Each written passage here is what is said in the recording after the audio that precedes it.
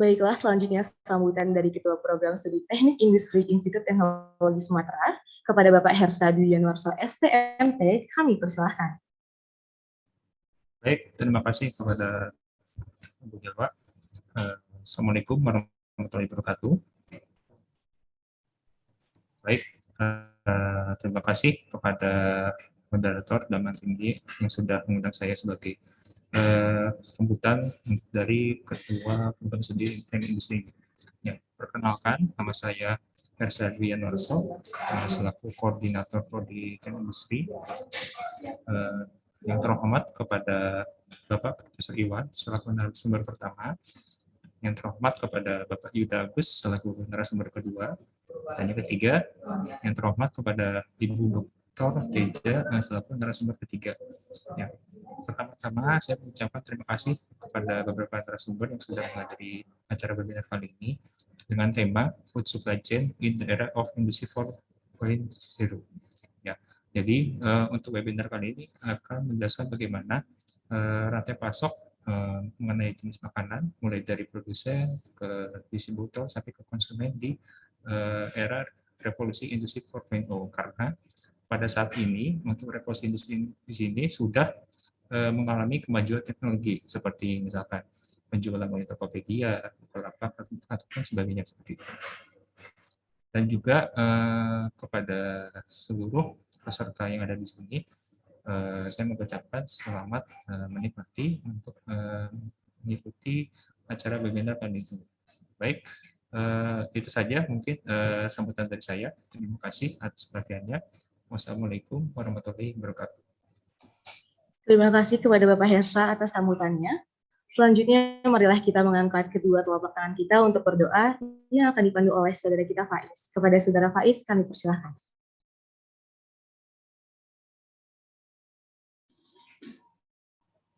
Assalamualaikum warahmatullahi wabarakatuh.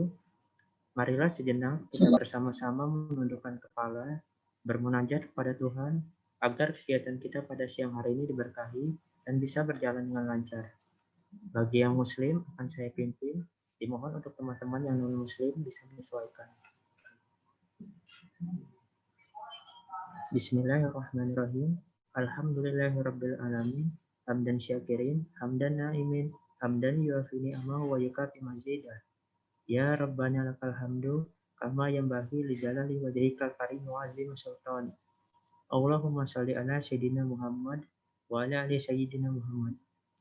Allahumma la tamna anna bi dzunubina nasra wansurna ya Allah wansur da'watana wa jama'atana wa hadibana wansur qiyadatana nasran mubina aziza ya rabbal alamin wa ya khairan nas. Ya Allah, pada hari ini kami hendak menyelenggarakan acara webinar. Ya Allah, dengan memohon ridho dan izinmu, berkahilah rangkaian acara kami pada siang hari ini. Dan semoga ilmu yang kami dapatkan bisa bermanfaat untuk kami ke depannya.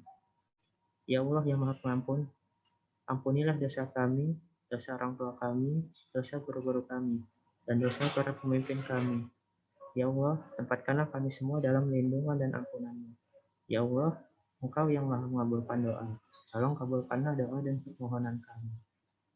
Rabbana atina fid dunya hasanah wa fil akhirati hasanah wa qina adzabannar. Subhana rabbika rabbil izzati amma yasifun wa salamun alal mursalin walhamdulillahi rabbil alamin. Wassalamualaikum warahmatullahi wabarakatuh. Waalaikumsalam. Baik, selanjutnya kita memasuki inti acara, yaitu pemaparan materi oleh pemateri kita yang sangat luar biasa dan inspiratif sekali pastinya. Acara ini akan dipandu oleh seorang moderator. Beliau adalah dosen Teknik Industri Institut Teknologi Sumatera, kelahiran Darmasraya 2 Mei 1992. Ini dia moderator kita, Muhammad Zaki Hadi, STP MSI. Kepada Bapak Zaki, kami persilahkan. Baik, terima kasih Mbak Imba. Assalamualaikum warahmatullahi wabarakatuh. Selamat siang, salam sejahtera buat kita semua. Tabi pun. Baik, Bapak Ibu, mungkin beberapa dari Bapak Ibu di sini masih asing ya dengan istilah yang saya ucapkan tadi. Jadi karena memang hostnya Teknik Industri ITERA itu berada di wilayah Lampung, dan di Lampung itu ada salah satu salam yang biasa diucapkan untuk menghormati khalayak ramai. yaitu diucapkan sebagai tabi pun. Jadi kalau saya ucapkan tabi pun, Bapak Ibu menjawab ya pun gitu ya. Bisa ya? Kita ulang ya. Tabi pun, ya pun. Ya pun. Terima kasih Bapak Ibu. Baik, saya akan memperkenalkan diri saya secara singkat. Saya sudah siapkan slide-nya.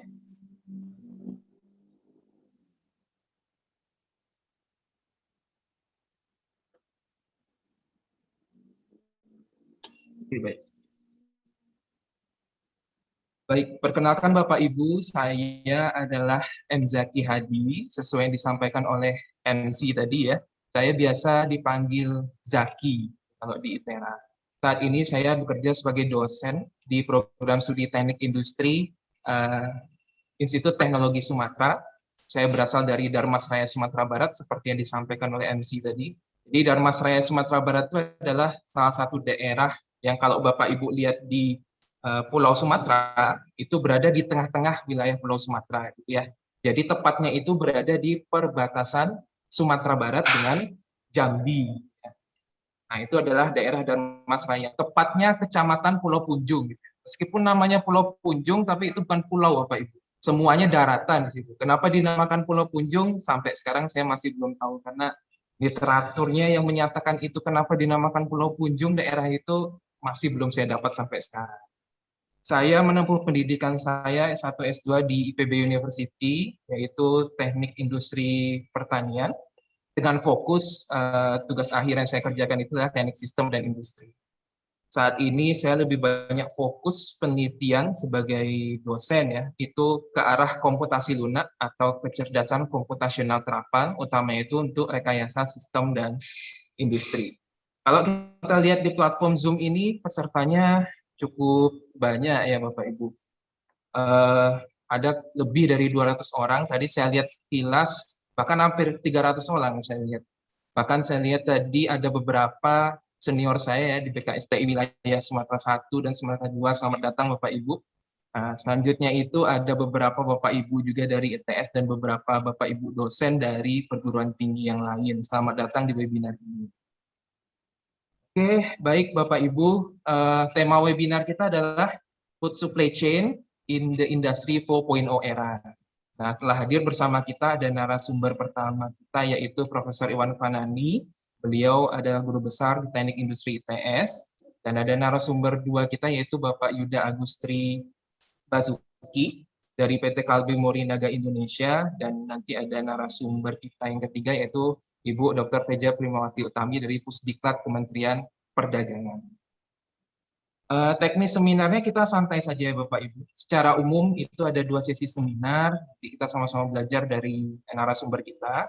Sesi pertama adalah pemaparan dari narasumber, waktunya kurang lebih masing-masing narasumber adalah 30 menit. Dan nanti di sesi 2 itu ada diskusi. Jadi Bapak Ibu bisa raise hand menggunakan fitur yang ada di Zoom. Nanti saya akan mempersilahkan untuk open mic dan open cam, bertanya langsung kepada narasumber gitu ya. Meskipun demikian, Bapak Ibu juga boleh bertanya di kolom komentar ya. Selama narasumber memaparkan materi, nanti saya akan membaca serta merangkum pertanyaan yang ada di chat saat sesi 2 diskusi nanti untuk ditanyakan ke narasumber. Itu ya Bapak Ibu.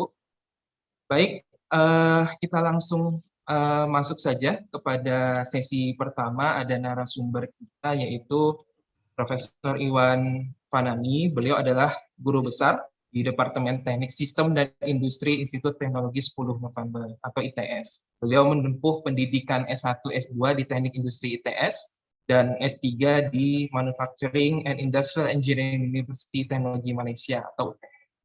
Kalau dari CV yang dikirimkan panitia ke saya, itu memang pengalaman riset dan publikasi beliau sangat banyak ya, terutama yang saat ini itu ada pada halal food supply chain and logistik, serta ada beberapa riset tentang traceability juga yang sangat perlu di.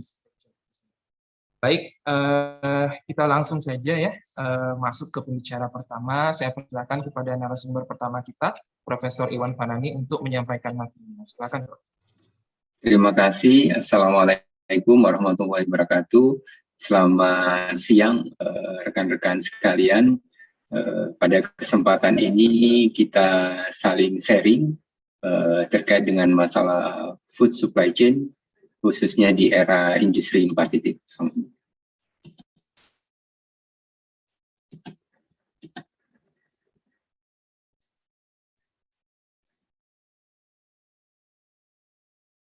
Ya.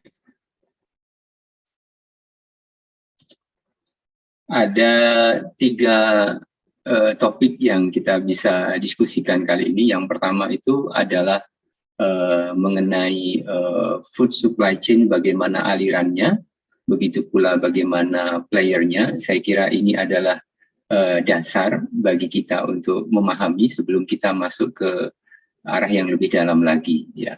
Kemudian yang kedua itu adalah isu-isu di food supply chain sendiri. Jadi cukup beragam isu itu. Saya bisa bagi menjadi 4, yaitu food quality atau juga food safety, kemudian halal food, kemudian ada food loss dan food waste, dan ada food recall.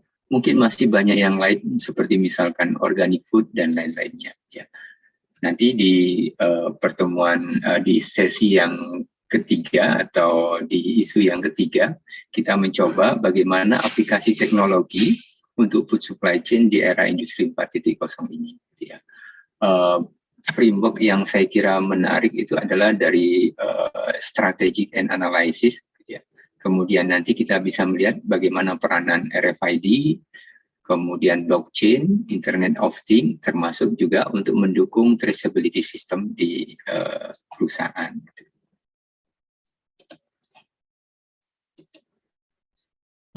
Kita mulai dari food supply chain, ya, alirannya dan playernya. Ya. Playernya cukup unik.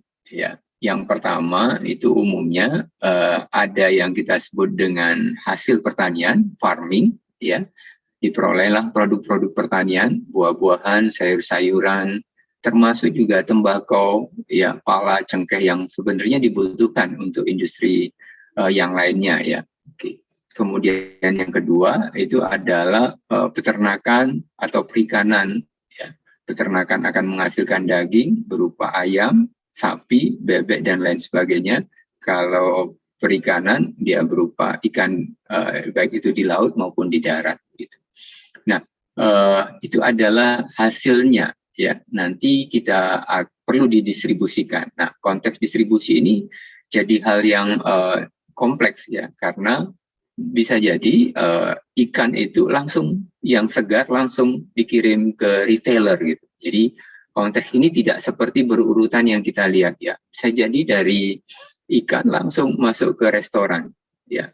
Bisa jadi hasil daripada padi langsung ke supermarket, tidak langsung, atau maaf, sayuran, ya, itu bisa langsung ke supermarket.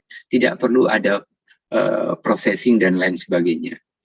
Ya. Tapi di samping itu ada beberapa, dan mungkin ini yang jadi mainnya, yaitu ada proses food processing, kemudian packaging, kemudian distribution, dan akhirnya masuk ke distribution seperti channel, seperti supermarket, kemudian pasar, ya, dan juga masuk ke restoran, ke hotel. Nah, dalam hal ini masih ada problem yang muncul, yaitu food loss dan food waste, dan juga nanti ada konteksnya yang food recall. Ya. Beberapa persyaratan yang diinginkan oleh konsumen, yaitu adalah food safety dan food quality, itu juga akan mengemuka. Konsumen tidak ingin makannya itu tidak bergizi, ya, walaupun kelihatan ini, tapi ternyata nutrisinya itu tidak sesuai, ya, gitu. Ini juga menjadi isu sekarang, nutrisi itu menjadi isu. Belum lagi kita berbicara terjadinya kontaminasi, adanya pestisida, dan lain-lain sebagainya. Termasuk nanti ada terkait dengan masalah agama. Bagaimanapun kita memiliki keyakinan-keyakinan agama, baik itu Islam, Yahudi, maupun Kristen. Dan itu terkait dengan masalah apa yang dimakannya. Kemudian yang kita bisa diskusikan itu adalah ternyata mengelola food supply chain itu lebih susah ya dibanding mengelola yang sifatnya dia tidak perishable product. Ya, terlambat saja kita mengolah dan juga kita tidak disiplin dalam menyimpannya, itu menyebabkan terjadi kerusakan. Kita mungkin kenal dengan istilah cold chain, ya. Jadi kalau misalkan ikan kemudian dalam 1 jam atau 2 jam itu berada di dalam suhu kamar yaitu 30 derajat, kemudian balik lagi menjadi 5 derajat, itu akan rusak karena sudah ada terkontaminasi bakteri yang merusak, ya. Kemudian treatmentnya juga harus sesuai. Mentreatment sayur dengan mentreatment buah itu berbeda. Mentreatment buah mangga dengan mentreatment buah manggis itu juga berbeda. Jadi kompleksitasnya tinggi, ya. Jadi mungkin teman-teman yang food science itu memahami hal tersebut, ya. Kalau pada suhunya untuk disimpan itu berapa? Mereka yang lebih paham, ya. Kemudian yang kedua adalah mengenai persyaratannya terkait dengan masalah toyibnya, ya, atau yang kita sebut dengan kesehatan makanan begitu. Tetapi juga nanti ada unsur agamanya. Besarnya loss dan waste juga cukup tinggi. Panen kita yang tidak bagus, terutama pada saat panen buah, di mana yang kecil juga diambil, itu menyebabkan food loss-nya cukup tinggi. Iya. Dan juga masih sering terjadi food recall yang terjadi karena memang ternyata makanan itu ketika kita proses itu baik, tapi pada saat dia dikirim terkena matahari langsung, itu menyebabkan terjadinya perubahan zat, dan itu menyebabkan bisa jadi spesifikasi itu tidak bisa diakui oleh customer yang sifatnya industri, misalkan di minyak sawit, ya, di minyak sawit itu sering terjadi ada food recall. Kita coba, ya, masuk ke isu yang ini. Food quality ini dia terkait dengan misalkan pisang gitu, ya. Yang paling bagus dimakan itu ternyata dalam posisi di ripe ini dia, ya. Pada saat under ripe tidak bisa, tidak enak, tidak bagus gizinya untuk dimakan. Bisa kita ini, tapi gizinya nggak yang terbaik. Yang terbaik itu di ripe, ya. Kalau untuk yang justru anak yang kecil itu di very ripe ini, begitu. Bayi sama orang yang sudah punya usia itu di very ripe. Kalau yang overripe dia sudah rusak. Gitu. Nah, kualitas itu juga terpengaruh, perlu kita perhatikan. Ya, kemudian belum lagi kita berbicara food safety-nya. Dia harus higienis, ya. Dia kemudian tidak boleh ada unsur-unsur kimia yang berlebih. Unsur-unsur ternyata juga ada besinya, ya, unsur-unsur fisiknya yang zat membahayakan, ya, termasuk juga unsur-unsur biologis bisa jadi terjadi toksin, gitu, ya, muncul. Gitu. Jadi kalau kita perhatikan biasanya dibagi kontaminasi itu menjadi 4. Pertama fisiknya, ya. Kemudian kimianya, biologi, dan mikrobiologikalnya. Kalau kita perhatikan dari sisi player yang umumnya terjadi, misalkan di supplier itu, bahan itu tidak sesuai dengan spesifikasi kualitas yang dibutuhkan. Jadi pada saat nanti diuji ingredients-nya, ternyata proteinnya rendah. Oh, ternyata kandungan vitaminnya tidak sesuai, di bawah 5% atau 10% yang diinginkan. Ya akan dibuang gitu, ya. Dan yang paling sering terjadi di kita itu adalah masalah buah-buahan, terutama itu adalah tidak beragamnya masaknya daripada buah itu. Jadi sering sekali kita lihat yang mentah pun juga diambil, atau di ikan yang kecil pun juga diambil begitu, ya. Nah, ini yang menjadi problem di kita, ya. Berikutnya, kalau dia bagian penerima itu terjadi kontaminasi bakteri patogen. Di pendingin juga kita perlu hati-hati, ya. Kalau tidak sesuai dengan suhunya, maka nanti bisa muncul bakteri dan spora yang nanti tumbuh, dan itu akan menyebabkan toksin, dan itu membahayakan. Ya. Berikutnya adalah ragam penelitian cukup banyak, dari produknya juga beragam, kemudian dari lingkup penelitiannya juga beragam. Saya bulkan, misalkan yang daging, yang berkonteks pada supply chain itu adalah seperti daging miliknya Pizza ini, Pizzuti, ya, dan kawan-kawan 2017 dan mungkin yang lainnya, itu adalah pemasok food processing, distribusi, retail, begitu. Nah, konteks di supply chain tidak hanya melihat dari sisi lingkup satu player, tapi juga harus kita lihat dari lingkup beberapa player yang ada di rantai pasok. Berikutnya adalah mengenai traceability system. Mengapa traceability system itu penting? Ya, karena memastikan makanan yang beredar itu tidak bisa berdasarkan end customer. Ya, karena apa? Karena produk itu kan berjalan terus-menerus, day by day. Hari ini bagus, belum tentu hari berikutnya bagus. Ya, maka konteks traceability system itu perlu dilakukan.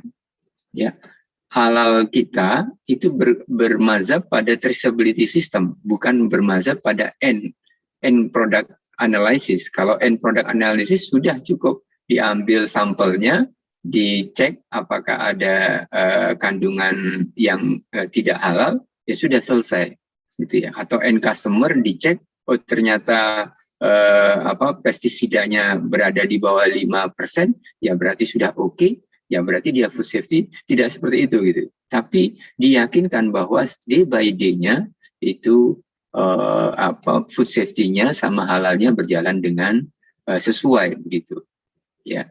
Nah, ini yang menyebabkan perlunya ada penelusuran dari farm sampai to end customer, atau bahas yang diistilahkan dalam keilmuan itu dari farm to plate, ya, sampai dimakan oleh konsumen. Ya. Dalam konteks internal di perusahaan, ya perusahaan juga perlu membangun kapabilitasnya terhadap traceability system ini. Ya, umumnya kita menyebut dengan internal traceability system. Ya, kita berikan ini adalah salah satu hasil penelitian kami terkait dengan masalah traceability system dengan menggunakan ERP open source dengan berbasis pada Odoo, ya, modul Odoo. Nah, ternyata dalam konteks ini kita ambil yang halal sama food safety, terutama yang halal. Industri yang kita capture itu adalah industri pengolahan ayam, nugget begitu ya. Jadi dia harus bisa memastikan bahwa daging ayam dari bahan bakunya yang dia beli itu harusnya bersertifikat halal. Ya, maka kita harus men-tracer daripada expire date-nya. Kalau nanti pada saat kita membeli ternyata expire date-nya itu sudah habis, maka seharusnya sistem kita itu menotifikasi bahwa jenis ayam yang berjenis Diva ini expired date. Maka kita nggak bisa bagian purchasing ketika membuat PO, dia tidak bisa melakukan itu. Diberi warning gitu ya. Ini expired date, kamu coba cari pemasok yang lain gitu ya. Begitu pula di manufacturing, ketika manufacturing order itu dibuat dan pada saat itu bahan bakunya ternyata expired atau kemungkinan juga ada terjadi halal, maka bahan baku itu manufacturing order tidak boleh melakukan proses produksi. Isu di food safety ini banyak sekali, sampai sekarang pun terus berlanjut. Yang paling parah itu sebenarnya kejadian keracunan makanan ya di Beijing itu yang melamin begitu, di mana susu yang sebagai bahan baku yang dimakan oleh bayi itu mengalami terjadinya kontaminasi melamin. Masih banyak yang lain lagi ya, termasuk daging sapi, bakteri. Kalau kita runtunkan mungkin puluhan kasus, ya baik itu di paper maupun bahkan mungkin lebih banyak lagi kalau kita berbicara di majalah dan berita. Penelitian food safety juga mulai mengemuka, ya, tidak hanya berkonteks dalam konteks di ini, tapi juga memperhatikan resiko-resiko yang ada dan dikombinasikan juga dengan halal gitu ya. Kemudian dalam kondisi sekarang yang sifatnya COVID, selama COVID ini, food safety untuk memakan pada saat kita makan di restoran atau di street food itu juga menjadi hal yang penting gitu ya. Karena penularan COVID itu terjadi pada saat kita melakukan proses pembelian. Ya, kita nggak bisa lepas dari makan kan begitu ya, dan cenderung makan kita akan keluar begitu kan. Ya. Ini yang perlu diperhatikan. Saya agak mengarah ke halal ini. Sebenarnya isu halal bukan hanya isu makanan terkait dengan agama, sebenarnya bukan berbicara halal saja. Kalau di Yahudi kita sebut dengan kosher, mereka juga justru sangat strict sekali terhadap makanan begitu. Ya, hasil penelitian kalau kita ambil di Amerika, diambil 100 produk di Amerika, itu yang berlabel kosher lebih banyak daripada yang berlabel halal. Ya, kita bisa lihat bagaimana Mark itu memotong ayam sendiri itu ya. Itu slaughternya juga harus orang Yahudi gitu ya, sama seperti dengan kita gitu. Jadi ternyata yang menarik itu adalah halal itu sudah mulai diidentikan dengan kualitas. Ya, kenapa? Karena kalau kita berbicara halal, kita nggak boleh melepaskan toyib. Ya, MUI, BPJPH juga melakukan itu.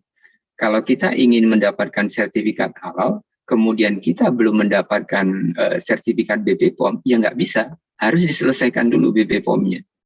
Ya, konteks food safety itu ada di BPOM. Ya, masih banyak yang lainnya lagi, termasuk animal welfare. Ya, bagi kita yang paham terhadap agama, kalau sapi gelonggongan itu, ya, itu sebenarnya secara konteks agama nggak boleh begitu. Ayam pun ketika mau dipotong itu perlu diistirahatkan beberapa jam, nggak boleh langsung datang di slaughtering begitu. Dia harus ditenangkan terlebih dahulu. Ya. Jadi saya kira menarik. Pasarnya juga, ya saya akan umumnya kalau kita berbicara halal, dia tidak hanya berbasis pada makanan, tetapi juga kosmetik, karena kemungkinan akan terkena badan kita itu cukup tinggi di kosmetik ya, dan juga obat-obatan. Gitu. Perhatikan kalau kita lihat bahwa halal itu adalah kualitas dan juga bukan hanya sekedar dikonsumsi oleh orang Islam. Terbukti misalkan di UK, Islam itu hanya 4,4%. Tapi kalau kita lihat hampir 70%, 80% itu yang di slaughtering itu adalah halal begitu. Nah, ini yang menarik gitu ya. Mungkin kalau rekan-rekan yang pernah kuliah di Inggris mungkin bisa mengetahui hal ini. Begitu pula di Australia, ya, Islam hanya 2,2% gitu ya. 50% itu ternyata daging ayam secara halal. Ini tidak berbicara Islam saja. Kalau kita berbicara kosher itu juga sama, di Amerika juga sama. Yahudi di Amerika itu sedikit. Tapi yang produk-produk kosher itu cukup tinggi gitu ya. Karena ketika kita berbicara agama itu ternyata ada berbicara kualitas. Nanti mungkin orang-orang food science tahu gitu ya.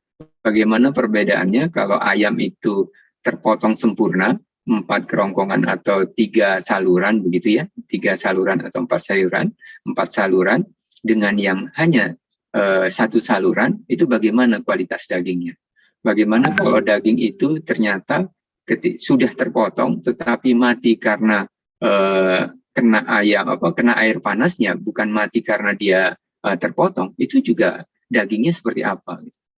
Itu sangat berbeda ya. Nah, ini yang menyebabkan keyakinan terhadap kualitas itu. Di kosmetik ya, di farmasi juga sama. Nah, yang menarik itu adalah pemicunya. Pemicu itu tidak hanya sekedar karena di perusahaan kita, tapi sebenarnya terjadi pemicu itu di supplier yang kita. Contoh misalkan yang sangat terkenal itu adalah Cadbury di Malaysia. Ternyata coklatnya tidak masalah begitu ya, tapi ternyata terjadi kontaminasi daging babi ini.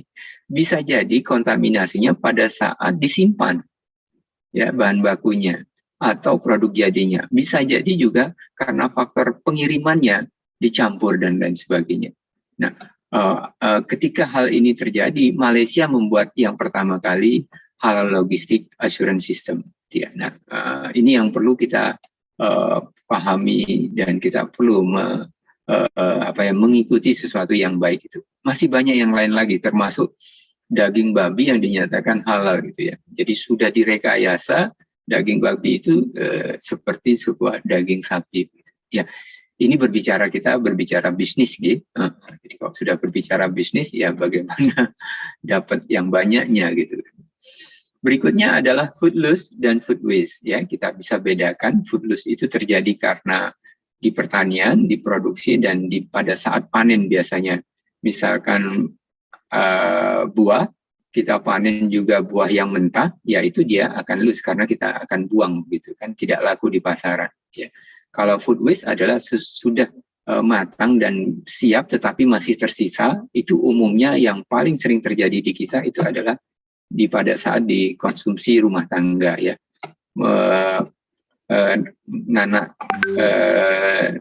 Nanak nasi begitu misalkan ya, ternyata berlebih, besoknya sudah basi begitu.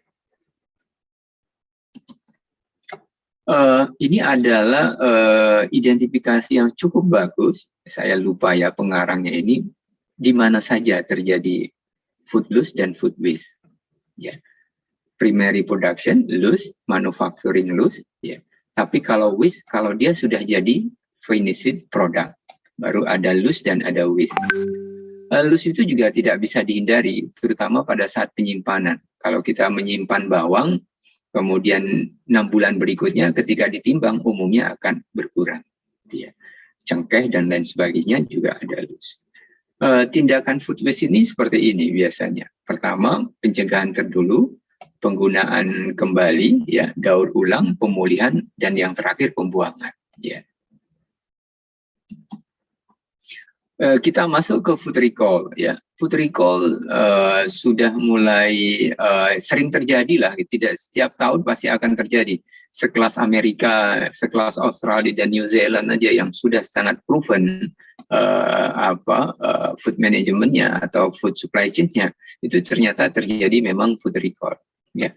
Hasil penelitian kita itu dengan mahasiswa S3 yaitu Pak Ivan Gunawan itu menunjukkan bahwa agak susah sekali kita itu men-tackle supaya tidak terjadi recall dalam konteks kalau produk-produk kita itu adalah bersifat cair ya, liquid bulk namanya.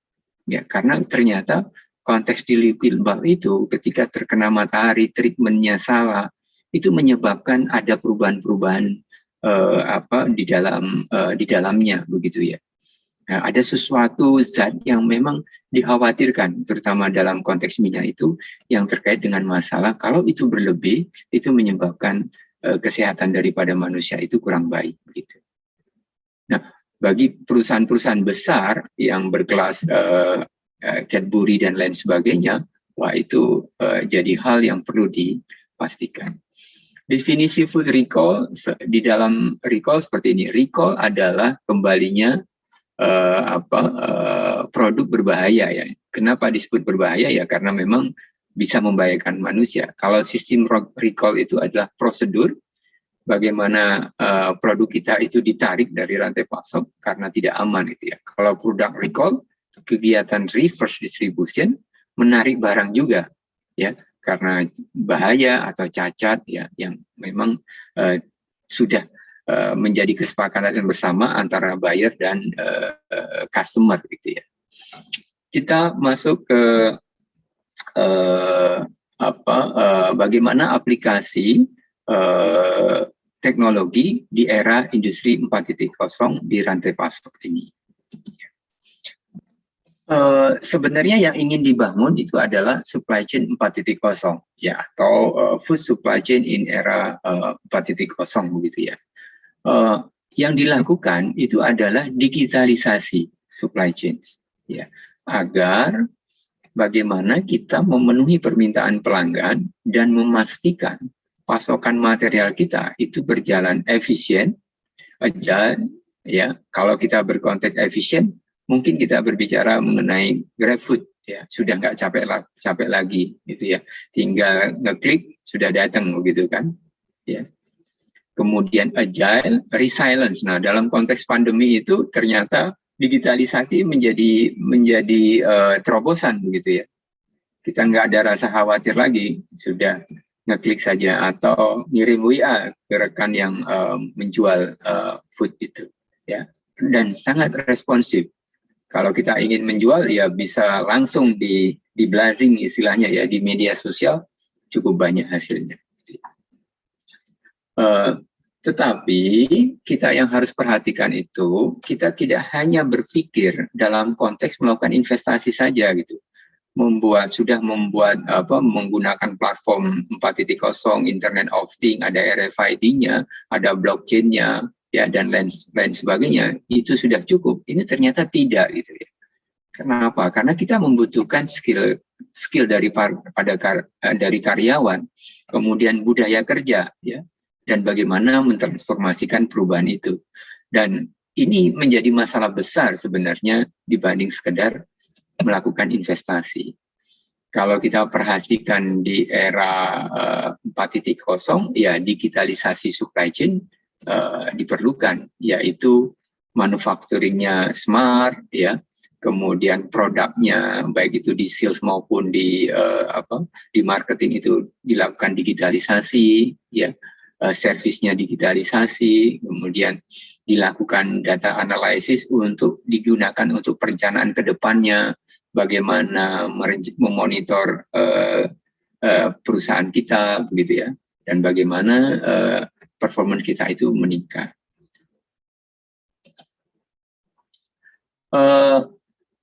Bagaimanapun, kalau kita berbicara tradisional dan industri 4.0, konteks tradisional itu melihat supply chain itu secara view-nya yang tidak komplit, begitu ya. Kemudian informasinya juga terjadi delay, ya, karena dia tidak real time, maka bullwhip effect sering terjadi. Begitu. Kemudian responsiveness-nya juga tidak real time, ya, juga tidak fleksibel, ya, sehingga bagaimana dia mempercepat perubahan itu juga tidak terjadi, ya. Kolaborasi juga mungkin sangat rendah. Ini yang saya kira menarik, ya. Inilah yang disebut dengan complete view, ya. Kalau kita berbicara di industri 4.0, kita tidak boleh melihat bahwa oh saya supplier, ya saya hanya memperhatikan produksi saja gitu. Oh saya produksi, saya hanya memperhatikan distributornya, inginnya distributor. Saya distributor, saya hanya memperhatikan end customer saja. Nggak bisa seperti itu. View itu dianggap limited view. Ya, sedangkan kalau kita berbicara digitalisasi di dalam supply chain, maka view kita itu harus lebih luas lagi. Ya. Semuanya kita harus lakukan sehingga ada yang disebut dengan tower of supply chain control. Ya, jadi ibarat seperti dia tower, semuanya bisa dilihat, ya. Kalau tower itu kan di atas, ya, jadi di bawahnya dia bisa lihat juga, supplier dilihat, production dilihat, distribution dilihat, customer dilihat, begitu. Nah, konteks ini yang sebenarnya diinginkan bagaimana supply chain manager itu memiliki dia sebagai role daripada player-player itu dengan seperti ibarat seperti tower. Ya. Ini perlu dukungan perlu dukungan digitalisasi, karena kalau tidak ada digitalisasi, bagaimana kita bisa mengcapture 4 player ini dengan baik, gitu. Ya, ini yang menjadi tantangan, ya. Begitu pula kalau dari sisi 4.0 juga, kalau kita perhatikan antara planning dan eksekusi itu sudah menyatu, dia terintegrasi. Sudah tidak lagi antara quarter, monthly, weekly, dan daily itu terpisah, gitu ya. Ini sudah masuk sampai ke supply chain-nya, value chain strateginya, ya. Tidak hanya menjadi silo-silo, ya. Kalau kita perhatikan di dalam fase yang paling rendah di dalam supply chain itu kita sebut dengan function silo, ya. nafsi-nafsi berbeda, satu purchasing berbeda, marketing berbeda, production berbeda, itu yang disebut dengan silo-silo. Kemudian masuk ke internal integration. Internal integration baru antara purchasing dengan production, ya. Sedangkan dengan sales tidak begitu, ya. Nah, jadi masih parsial dia. Kalau sudah masuk external integration di perusahaan kita sudah oke, sampai ke value chain strategi ini adalah sampai ke supplier kita dan sampai ke distributor kita. Ini adalah kerangka dari strategic analysis ya, dari sebuah konsultan yang terkenal ya, dan saya sangat melihat ini sangat bagus begitu ya. Jadi dia menyebut bahwa kalau kita ingin melakukan digitalisasi di supply chain, maka yang perlu kita perhatikan itu ada 5 elemen penting. Dan elemen penting itu adalah pertama, integrated planning dan execution. Itu untuk keseluruhan supply chain. Baru kemudian kita kuatkan logistik visibility-nya, ya. Kemudian baru kita masuk ke smart procurement atau dia sebut dengan procurement 4.0, kemudian smart warehousing, kemudian efisiensi spare part management, automation, ya. Kemudian masuk ke prescriptive supply chain analysis, ini dalam rangka untuk menganalisis dari data yang ada, kemudian dipakai untuk perencanaan berikutnya. Dan tentu harus ada backbone yang disebut dengan smart supply chain enabler, contohnya RFID. Kalau kita mau berbicara real time, nggak bisa lepas daripada RFID. Ya.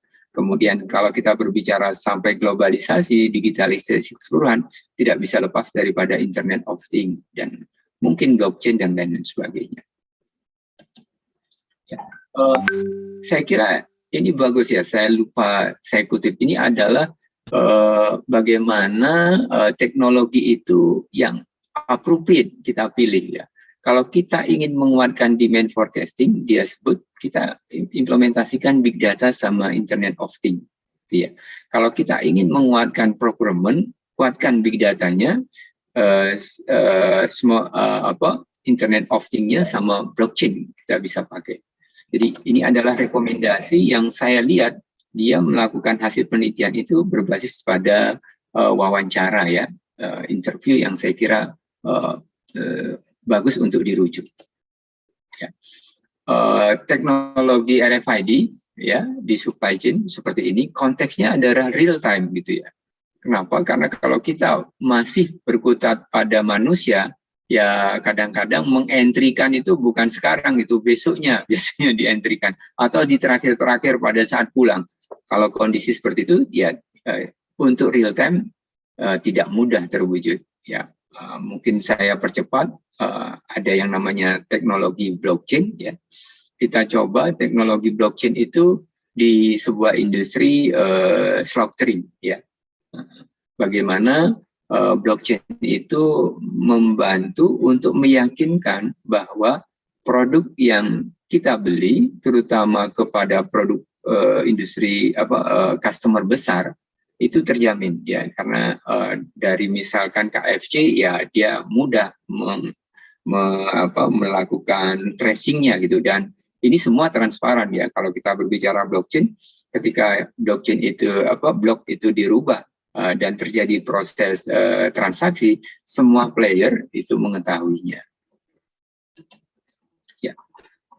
Kesimpulan daripada materi yang kita diskusikan bersama itu, ternyata kompleksitas di food supply chain itu tinggi sekali ya, dan pengelolaannya menjadi tidak mudah, sehingga membutuhkan keilmuan di mana karyawan kita skillnya meningkat, dan juga bantuan teknologi tadi ya, aplikasi teknologi baru, digitalisasi yang kita sebut dengan Industri 4.0 itu diharapkan mampu menyelesaikan isu-isu di food safety, halal food, dengan menguatkan ya sangat diyakini bahwa digitalisasi itu sebenarnya menguatkan sistem traceability di perusahaan kita atau di rantai pasok kita. Ya, diharapkan dari farm sampai ke plate, food safety-nya, halalnya, kualitinya, ya, dan mungkin sampai tackle ke recall-nya itu bisa dilakukan dengan baik. Saya kira cukup dari presentasi saya. Mohon maaf kalau sepertinya waktunya berlebih berapa menit. Billahi taufik walhidayah. Assalamualaikum warahmatullahi wabarakatuh. Waalaikumsalam warahmatullahi wabarakatuh. Waalaikumsalam warahmatullahi wabarakatuh. Terima kasih Prof. Iwan yang sudah menyampaikan materi introduction ya kepada kita semua mengenai food supply chain in the era of industry 4.0. Ada beberapa poin tadi yang saya notice ya, terkait apa yang disampaikan Prof. Iwan tadi, bahwa mengelola food supply chain itu tidak mudah, kompleksitasnya tinggi. Ada beberapa tantangan tadi yang harus kita jawab ya, termasuk di era supply chain 4.0 sendiri. Itu tantangannya adalah bagaimana kita melakukan digitalisasi melalui smart manufacturing sehingga meningkatkan efisiensi dan agile dari supply chain. Baik Bapak Ibu, kita masuk kepada sesi selanjutnya, jadi agar kita sedikit lebih refresh ya, seperti yang dibilang Pak Yuda tadi. Jadi kalau kita next, kita bisa menyerap ilmu lebih maksimal gitu ya. Jadi ada sedikit ice breaking dari Mbak Hilwa sebagai moderator MC kita. Silakan Mbak Hilwa. Baik, terima kasih Pak Zaki. Gimana ya Bapak, Ibu, dan teman-teman sekalian? Udah lumayan panas ya mungkin. Udah berapa lama kita mendengarkan materi ya? Nah, agar kita lebih fresh lagi dan lebih fokus lagi ya untuk menerima materi selanjutnya, kita akan melaksanakan ice breaking. Nah, ice breaking ini tebak-tebaknya itu tebak-tebakan gambar. Nah, clue-nya ini adalah sebuah perusahaan dengan supply chain terbaik di dunia. Setiap jawaban itu memiliki 2-3 gambar sebagai clue-nya. Nah, untuk teman-teman yang tahu jawabannya bisa langsung klik tombol raise hand. Di bawah ada reaction, bisa langsung klik yang tombol raise hand-nya. Untuk teman-teman operator bisa tolong dicek siapa yang duluan nanti ya. Nah, siapa yang menang nanti lumayan nih bisa dapat uang elektronik lumayan untuk jajan liburan ya. Oke, kita mulai aja kali.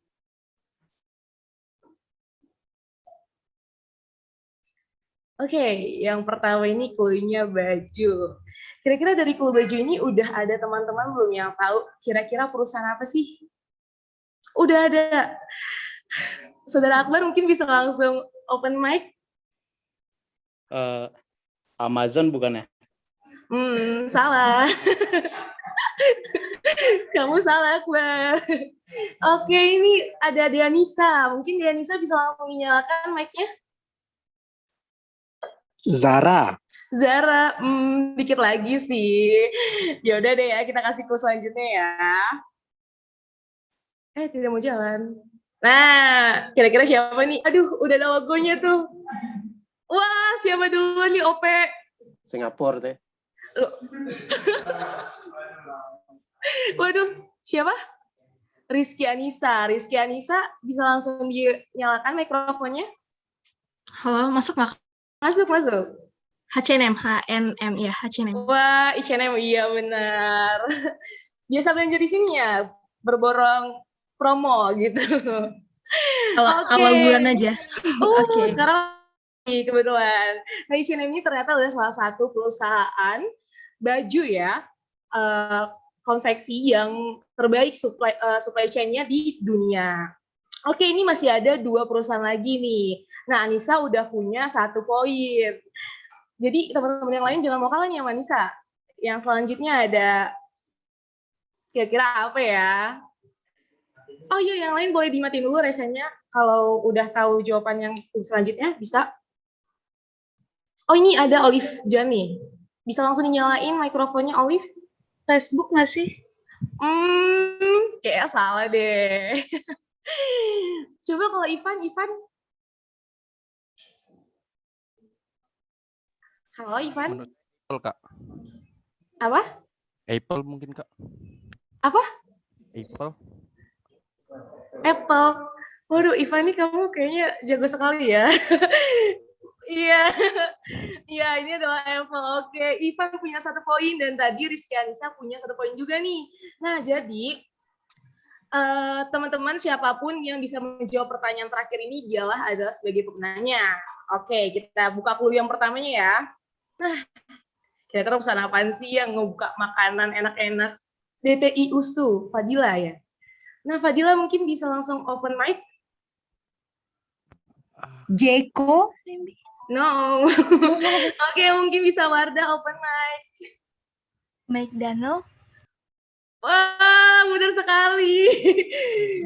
Kalau selanjutnya itu adalah salah satu boyband K-pop ya, di Korea gitu yang kemarin baru kolaborasi dengan McDonald. Wah, selamat ya Wardah ternyata yang menjadi pemenangnya nih. Oke, nanti untuk Wardah bisa langsung menghubungi CP kita ya, bisa menghubungi Febri atau saya. Oke, saya kembalikan lagi kepada Bapak Zaki. Terima kasih. Baik, terima kasih Mbak MC, Mbak Hilwan. Semoga rekan-rekan semua, Bapak Ibu sudah bisa sedikit refreshing dari ice breaking yang disampaikan oleh Mbak MC. Baik, selanjutnya Bapak Ibu kita masuk kepada narasumber 3. Oke. Baik, narasumber yang ketiga itu adalah Ibu Dr. Teja Primawati Utami. Jadi beliau adalah pengajar dan trainer di Pusat Pendidikan dan Pelatihan Perdagangan di Kementerian Perdagangan. Beliau menempuh pendidikan S1 sampai S3-nya di IPB University. Beliau adalah senior saya juga ya di IPB. Jadi publikasi beliau dan pengalaman mengajar lumayan banyak nih ya, Bapak Ibu. Yang paling menarik itu ada ini, buku Teach and Touch with Love gitu ya. Jadi seni mengajar generasi milenial. Jadi beliau sangat mengerti sekali bagaimana mengajar generasi milenial. Serta ada jurnal internasional juga nih terkait industri itu fasi clustering. Nah, selain itu beliau juga melakukan pelatihan aparatur ya seperti pelatihan dasar CPNS, kepemimpinan hingga anti korupsi. Langsung saja kita persilakan kepada Ibu Teja untuk menyampaikan materi. Silakan. Baik, terima kasih banyak. Aduh, terima kasih Itera ya. Sebelum mulai, boleh saya berpantun? Boleh Bu, silakan. Jawab MC. Nanti ada yang balas ya. Oke, ya pantunnya. Pergi ke Lampung beli keripik pisang. Cakep. Keripik pisang dijual di dermaga. Cakep. Sungguh hati ini rasa bangga dan senang bisa hadir berbagi di ITERA. Mantap. Hore! Yeay. Oke. Satu lagi ya. Aroma kopi Lampung sungguh nikmat. Wah. Cakep. Warna hitamnya selalu bersinar. Ya. Cakep. Saya harus mengucapkan selamat, sukses untuk ITERA ya, untuk acara webinar ini. Terima kasih, tepuk tangan. Yeay. Terima kasih. Baik, terima kasih ya. Assalamualaikum warahmatullahi wabarakatuh. Ini selamat sore ya, selamat siang menjelang sore ya. Terima kasih, saya Teja Utami ya. Tadi sudah diperkenalkan sedikit ya sama Pak Hadi. Pak Hadi ini saya dulu panggilnya Bang Hadi, tapi karena ini acara webinar saya panggil Pak Hadi karena di sini banyak juga mahasiswanya Pak Hadi ya. Jadi terima kasih kepada para petinggi di ITERA ya, mungkin salah satunya Bu Dian, kemudian Bapak Kak Dekan dan lain sebagainya. Baik, untuk selanjutnya saya mohon izin untuk bisa share screen.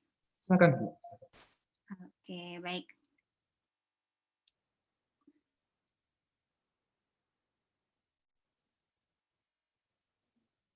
Ya, ini saya ya, saya dari Kementerian Perdagangan.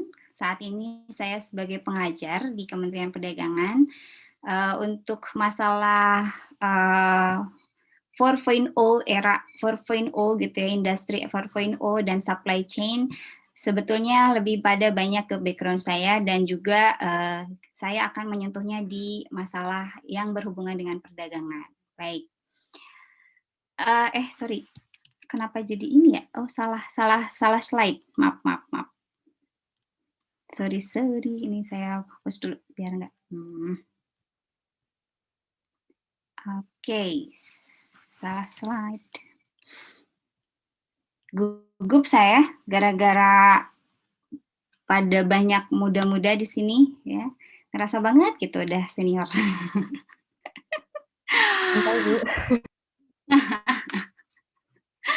Iya, ini generasi-generasi muda ITERA itu kan baru ya, para dosen-dosennya juga pada rekrutmen baru gitu ya. Wah, ini hebat banget nih, ITERA ini bisa menjadi universitas yang fast track banget gitu ya, nanti melaju pesat gitu ya. Baik, di sini saya lebih banyak mungkin trade scheme-nya ya di food supply chain ya di era industri 4.0 ini. Saya berangkat dari tugas kami ya sebagai Kementerian Perdagangan itu di Undang-Undang Nomor 7 Tahun 2014 yaitu tentang perdagangan ya. Di mana di pasal 25, 26, 27 gitu ya. 29 itu banyak berkaitan langsung dengan bagaimana ketersediaan pasokan dan stabilisasi harga gitu ya. Nah, saya akan lebih banyak pasal 26 ayat 3 ini yaitu bagaimana dalam menjamin pasokan dan stabilisasi harga ini ya untuk bahan kebutuhan pokok dan barang penting ya. Food ini adalah salah satu bahan kebutuhan pokok. Di mana Pak Menteri gitu ya menetapkan bahwa Kementerian Perdagangan bertugas untuk mengatur kebijakan harga, kemudian pengelolaan stok dan logistiknya, serta pengelolaan ekspor dan impornya. Gitu ya. Jadi ada 3 hal yang mau saya share di sini tentang stabilisasi harga, tentang stabilisasi stok, ya, ketersediaan pasokan, gitu ya, dan juga tentang ekspor impornya. Baik, yang pertama saya akan singgung tentang menetapkan kebijakan harga, ya. Apa sih yang melandasi harus ada kebijakan harga, gitu ya? Nah, seperti yang selalu kita alami setiap saat pada saat mau lebaran gitu ya, pada saat mau Natalan gitu ya, harga kebutuhan pokok cenderung naik ya. Dan ini menjadi sebuah bantingan kepada food ini menjadi volatil harganya gitu ya, bergejolak. Kalau sudah naik itu kadang-kadang sulit untuk turun ya. Makanya tidak bisa itu diserahkan langsung kepada pasar ya. Ketika itu supply demand-nya kita serahkan kepada pasar, maka itu akan kacau kan seperti itu. Sehingga untuk bahan kebutuhan pokok pemerintah perlu memberikan harga eceran tertinggi gitu ya. Nah, disinilah kami punya yang namanya sistem informasi harga ya, yang dimana seluruh pasar Indonesia sekitar 5.000 pasar itu menginput langsung setiap harinya harga harian untuk komoditi-komoditi yang sudah ditetapkan. Di antaranya yaitu gula pasir, daging sapi ya, daging ayam, telur ayam, bawang putih, bawang merah, cabai rawit dan lain sebagainya ya.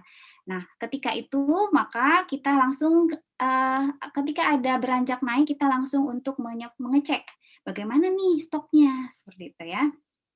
Nah, sehingga ditampilkan bagaimana nih harga eceran tertinggi, rata-rata yang pas gitu ya, sehingga ada buffer stok untuk paling tidak 3 hari ke depan gitu ya. 3 hari ke depan itu jangan sampai itu menjadi kosong. Nah, pada saat itu maka diputuskan apakah kita harus membuka keran impor gitu ya, ataukah kita harus membuat operasi pasar gitu kan seperti itu. Jadi di sini Kementerian Perdagangan mempunyai kewajiban untuk bagaimana menstabilkan harga ya. Dan ya Pak Menteri ini selalu mewanti-wanti gitu ya. Kok saya aja yang disalahkan ya ketika lebaran gitu ya, ketika ada kelangkaan gitu. Padahal sebenarnya saya ini adalah apa gitu ya. Kementerian Perdagangan ini kan hanya melaporkan situasi gitu ya. Yang kelangkaannya mungkin ada di Kementerian Pertanian, ada di Kementerian Industri gitu ya, ada di kementerian yang lain gitu. Tapi ya memang itulah nasib kami ya sebagai Kementerian Perdagangan gitu ya. Tapi ya tidak masalah. Selama kita berkoordinasi dengan baik, maka situasi itu akan menjadi lebih bisa dikendalikan ya. Nah, kami melihat gitu ya, barang kebutuhan pokok ini harus pada kondisi yang stabil. Ini contohnya pada saat mau lebaran kemarin gitu ya. Kita paling tidak 2 bulan lah ya. Ini ada yang sampai 1,5 bulan, ini stoknya itu harus aman gitu kan, seperti itu. Sehingga nanti berkoordinasi dengan para pemasok itu lebih apa istilahnya, lebih cepat gitu dan lain sebagainya. Ya dirasakan mungkin kemarin gejolaknya nggak terlalu tinggi ya, walaupun nggak terekspos. Sebenarnya dulu itu diekspos banget ya masalah harga, tapi ternyata menimbulkan kericuhan gitu ya. Ya mungkin ibu-ibu aja dalam hati ya, ini daging kenapa jadi 120.000 gitu ya.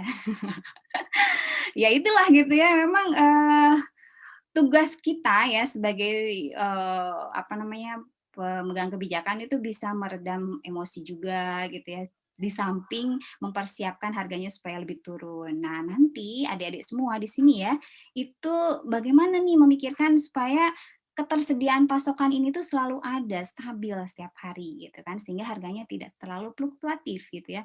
Mengingat ya ini ya, dasar dari sifat food itu kan memang apa ya, boleh dibilang musiman, perihal gitu ya.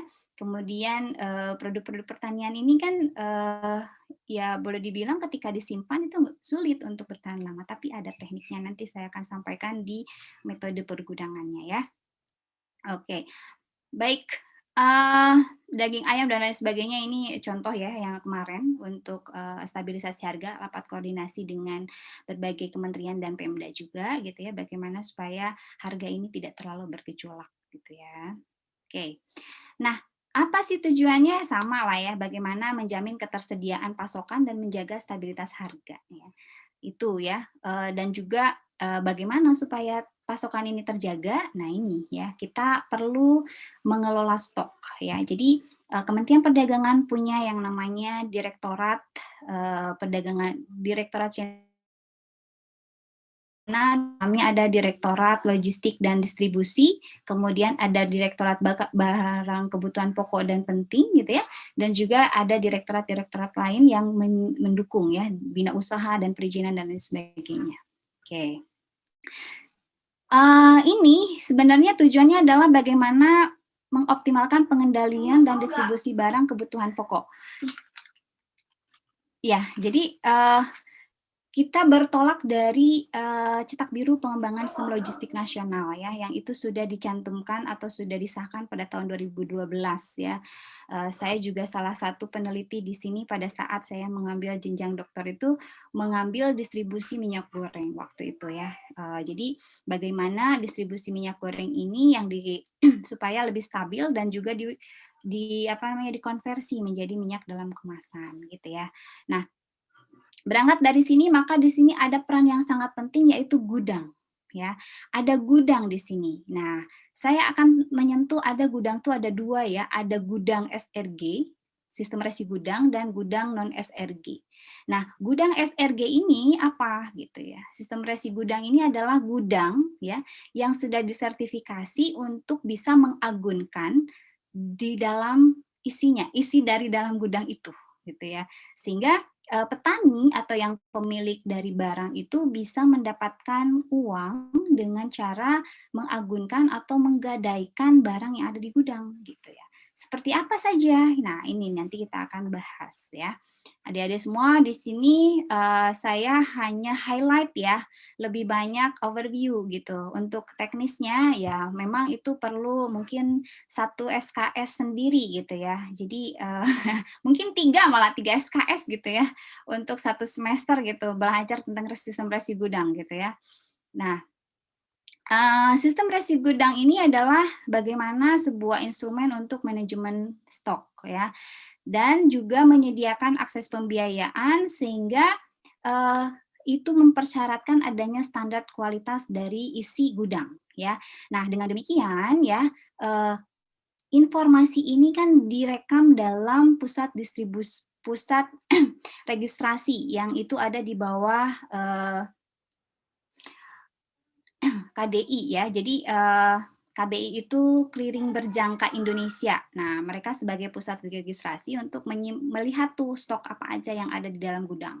Sehingga nanti bisa menginformasikan ke pasar gitu. Kita punya yang namanya gabah sekian ribu ton. Nah, gitu ya. Sehingga pada saat mau mencairkan itu bisa dijual. Nah, seperti itu ya.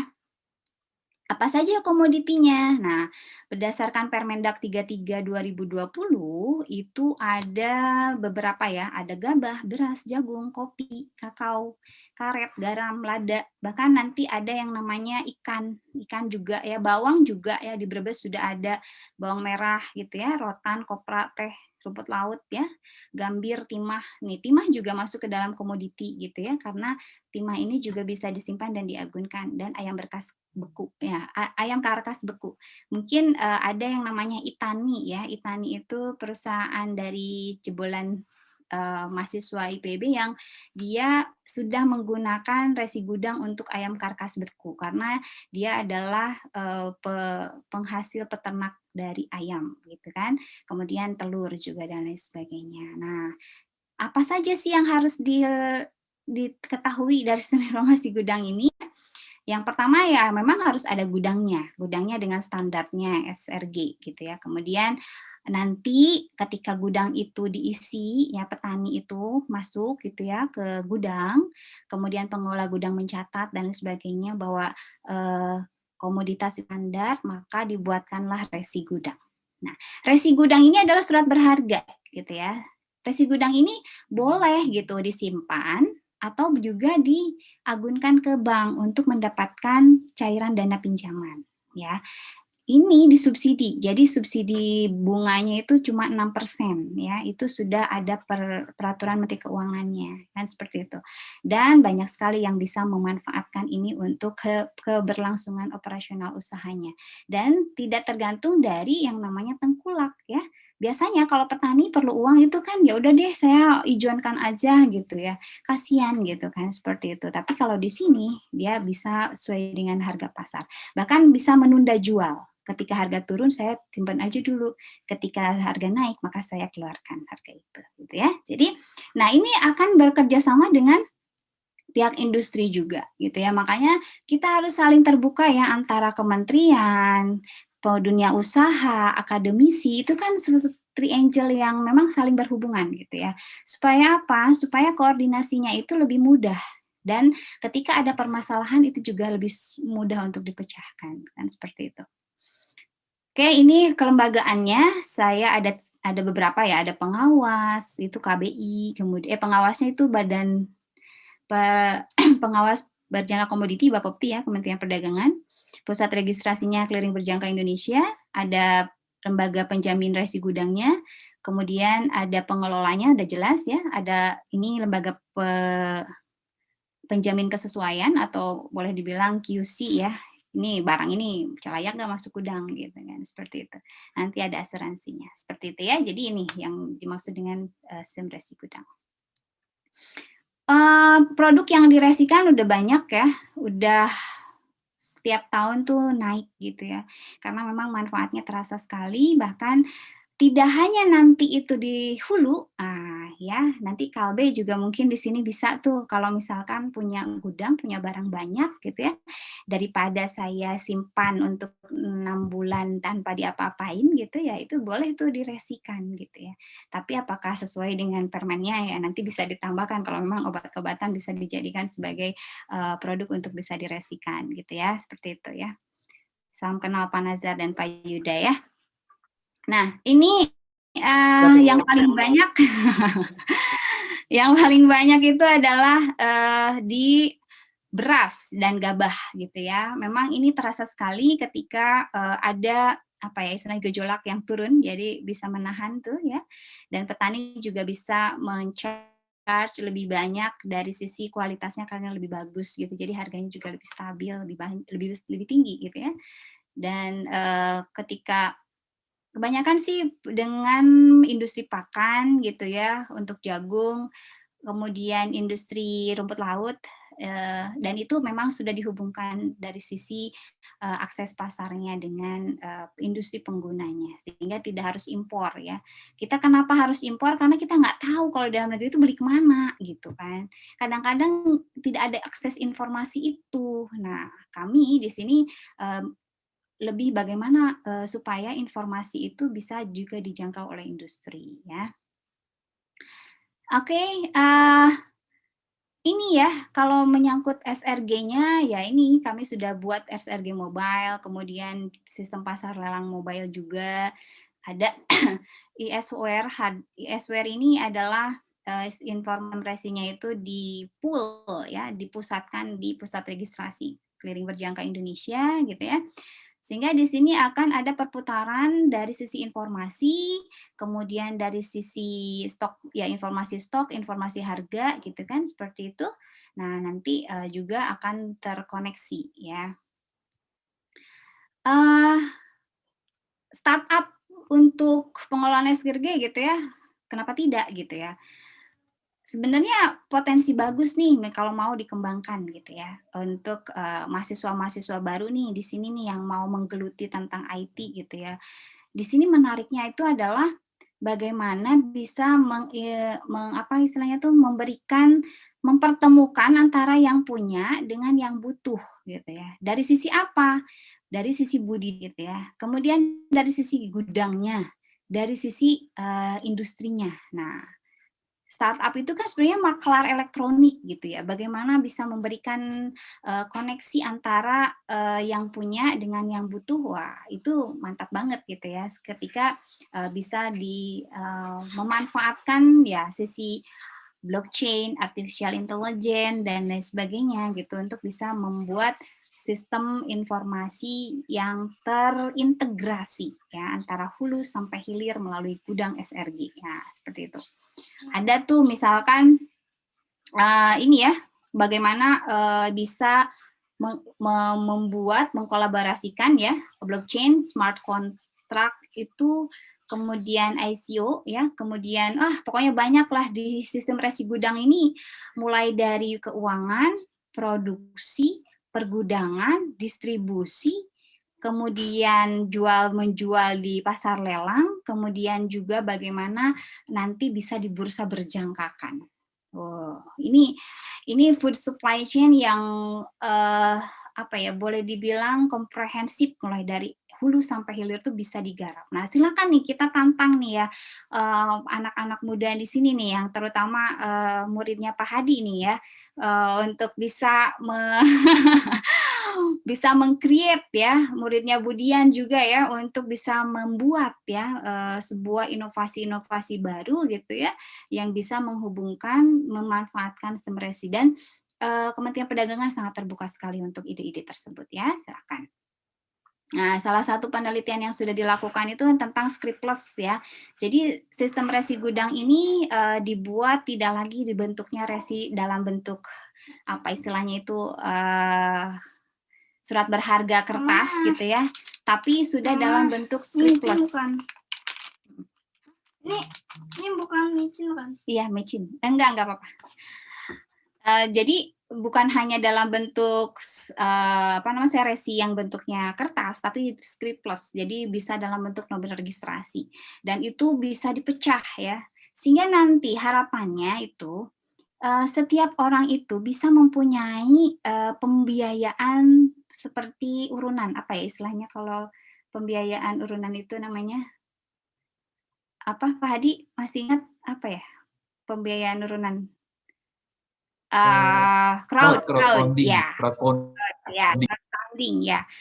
Nah, scriptless ini bisa dipecah gitu ya supaya apa? Supaya bisa dimiliki oleh masing-masing. Misalkan nih mahasiswa nih punya uangnya berapa, 2 juta gitu ya. Ya sudah saya beli tuh resi gudang gitu ya dengan nomor scriptless sekian gitu. Nah, saya akan jual pada saat saya butuh. Atau saya akan, nah itu sudah dijamin tuh barangnya ada gitu kan. Kemudian itu aksesnya udah jelas ketika butuh dan tidak butuhnya itu di mana kapan-kapannya ya. Nanti bahkan mungkin akan ke pasar lelang dan bursa berjangka. Ketika sudah masuk ke bursa berjangka, nah disitulah kita akan bisa main bagaimana komoditi pertanian ini menjadi bahan komoditi untuk bisa diperdagangkan di bursa. Kan seperti itu ya. Makanya integrasi sistem ini penting ya, mulai dari hulu sampai hilir. Bahkan sekarang gudangnya itu ya tidak harus gudang itu untuk hulu gitu ya, tetapi bisa juga gudang SRG-nya di PLB, pusat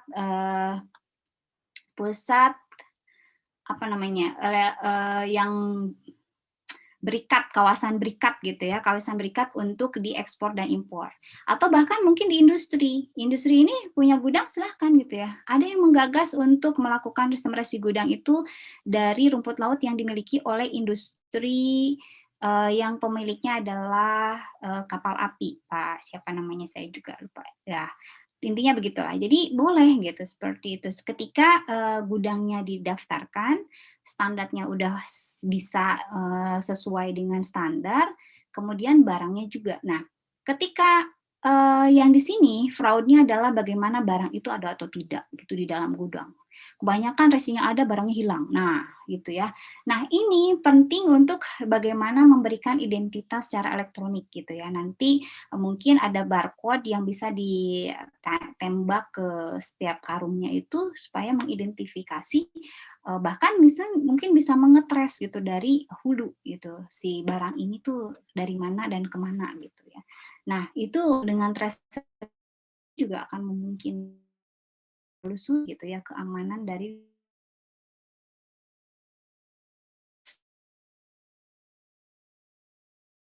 lebih dikembangkan juga, tidak perlu menghidupkan petani, tapi juga bagaimana memfasilitasi industri, tentu saja tidak dengan subsidi ya kalau industri, dengan bunga biasa gitu ya. Jadi tidak pakai subsidi bunga gitu kan, dan juga di PLB juga. Oke, tapi memungkinkan ya, karena mungkin marginnya juga akan lebih dari 10% kan, 9% ya, untuk daripada disimpan biarin aja gitu, mendingan digolangin ya, lama usaha kan seperti itu ya. Oke.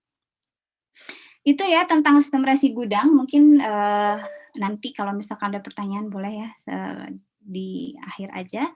Saya akan masuk ke 3, sebenarnya ini nggak terlalu inti dari pembicaraan kita kali ini untuk supply chain, tapi saya akan menginformasikan terkait dengan tugas kami sebagai Kementerian Perdagangan, yaitu mengelola ekspor impor. Jadi Pak Menteri di sini perlu menyampaikan bahwa fasilitasi ekspor impor produk pertanian ini harus menjadi perhatian gitu ya, di mana ada bea keluar gitu ya, itu yang dinolkan gitu ya, sehingga ekspor untuk produk pertanian kita itu menjadi lebih bergairah kan seperti itu.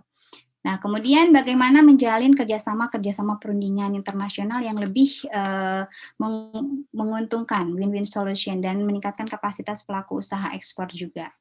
Nah, ini seperti apa? Kita ada namanya pelatihan ekspor gitu kan, dan penetapan preferensial tarif ekspor dengan hasil perjanjian itu, misalkan kita ada IJPA Indonesia-Jepang gitu ya, partnership agreement, kemudian dari berbagai, kita sudah banyak melakukan perjanjian-perjanjian dengan negara sahabat kita untuk bagaimana supaya tarif kita itu berbeda dengan tarif-tarif negara lain ketika mau transaksi ekspor impor dengan negara itu ya.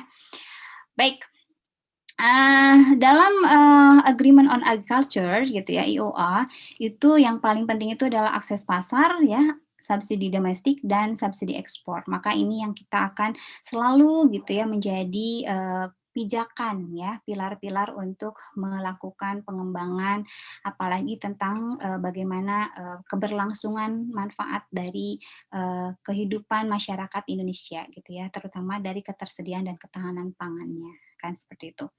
Sehingga ada komoditi substitusi impornya dan juga promosi ekspornya yang terus senantiasa disupport gitu ya untuk Kementerian Perdagangan ini ya. Jadi kita ketergantungan kedelai, kita ketergantungan dari gandum gitu ya, maka bagaimana supaya kita bisa mensubstitusinya seperti itu ya. Banyak yang sudah menggagas dengan adanya namanya beras analog gitu ya. Kemudian bagaimana yang sudah menggagas juga tepung gandum diganti dengan tepung-tepung dari pati-pati. Informasi-informasi ini kan sebenarnya harusnya kita berkolaborasi 3 triangle-nya antara pengusaha, akademisi, dan juga pemerintah itu solid gitu kan seperti itu. Dan komoditi-komoditi yang promosi ekspornya sedang digalakan itu ya banyak ya. Salah satunya karet, kopi, coklat, CPO, lada, dan lain sebagainya. Mungkin sekarang rumput laut juga. Ya, intinya it is not the big fish which eats the small fish, ya. Tapi it's the fast fish which eats the slow fish. Maka era industri 4.0 itu adalah bagaimana kita lebih cepat supaya kita menjadi pemenang, ya. Terima kasih banyak untuk semua. Saya cukupkan sekian. Wassalamualaikum warahmatullahi wabarakatuh. Waalaikumsalam warahmatullahi wabarakatuh. Terima kasih Bu atas pemaparan materinya. Jadi materinya cukup menarik ya adik-adik sekalian. Jadi terbuka kesempatan tuh untuk adik-adik yang punya ide implementasi di sistem resi gudang tadi seperti yang disampaikan oleh Ibu Teja. Ya.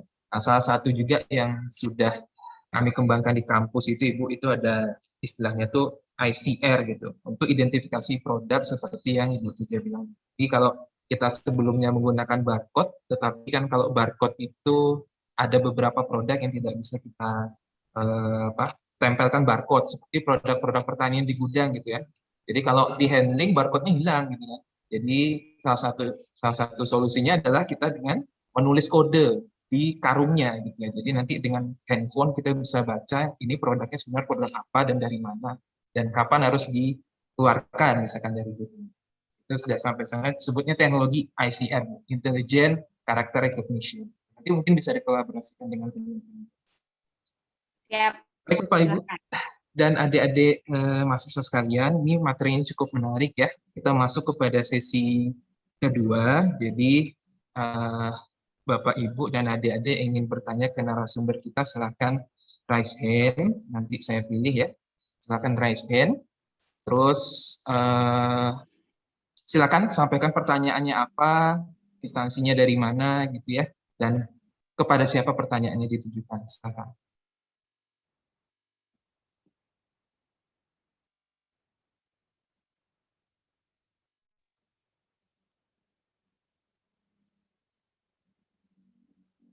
Baik, mungkin kita mulai dari pertanyaan yang ada di kolom komentar dulu ya, Bapak Ibu ya. Jadi di kolom komentar ada beberapa pertanyaan, saya rangkum aja ya. Pertama buat Prof. Iwan dulu. Jadi ada pertanyaan nih Prof. Iwan.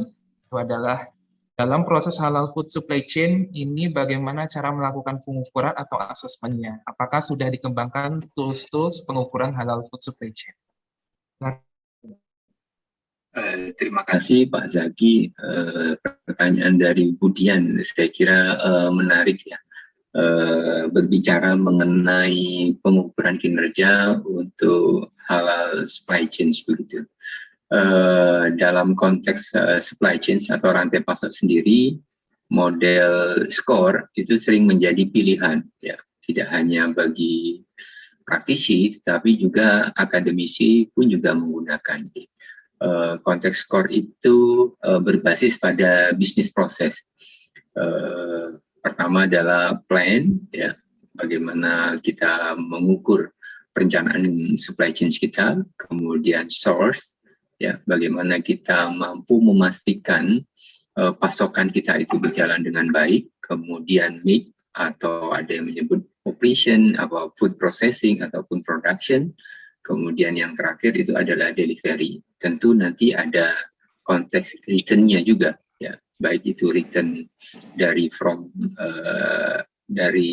to customer atau dari kita ke supplier kita. Bangunan daripada skor ini mungkin bisa dipakai ya dalam konteks kita mengukur supply chain, halal supply chain. Tetapi juga perlu ada keilmuan kita atau pemahaman kita terhadap apa yang disebut dengan halal critical point. Pada titik-titik mana yang menyebabkan proses yang ada di perusahaan itu yang menyebabkan terjadinya, menyebabkan sebuah produk itu menjadi tidak halal begitu ya. Contoh misalkan ayam yang kita sudah beli, ya, tentu ayam halal kan begitu, tetapi pada saat kita salah memotongnya maka itu menjadi tidak halal. Pada saat kita melakukan stunning atau pemingsanan dan pada saat pemingsanan itu ternyata kebablasan dan mati karena pemingsanan itu, yang menjadi tidak halal begitu.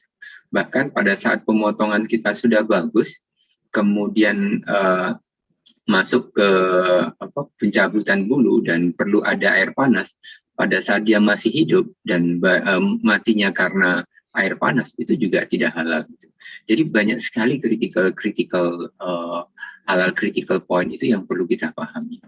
Begitu pula sampai ke distribusinya. Ketika kita mendistribusikan kemudian tercampur dengan sama-sama satu kontainer dengan produk yang non halal, itu kemungkinan akan terkontaminasi dari sisi DNA dan bau dan sebagainya, itu bisa terjadi. Begitu. Kita bisa lihat tadi bagaimana Cadbury mengalami hal tersebut.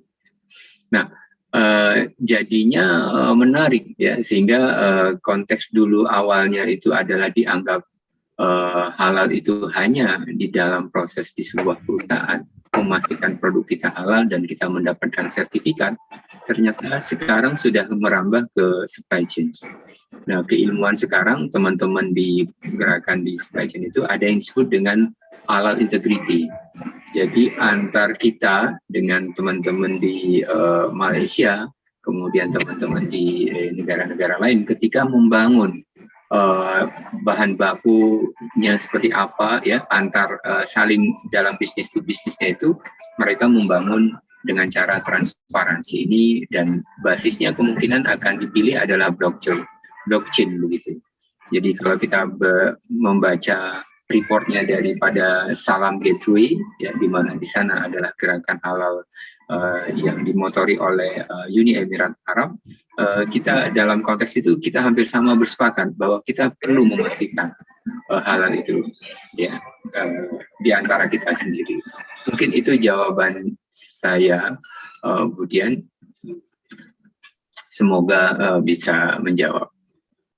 Baik, terima kasih Prof. Iwan atas jawabannya. Selanjutnya ada Bapak Ibu yang ingin bertanya langsung kepada narasumber, silakan raise hand.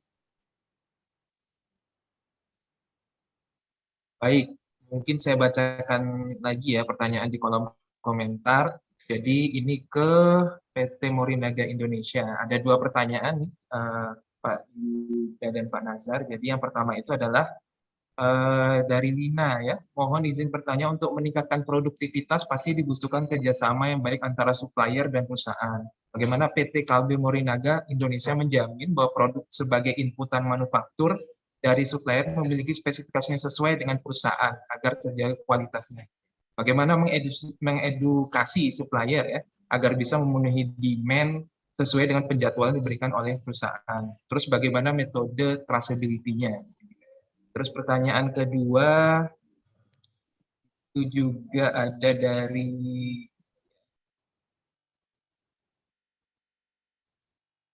dari Bu Dian ya. Apakah investasi untuk industri 4.0 baik untuk develop teknologi maupun orang memiliki pengaruh pada peningkatan revenue dari perusahaan?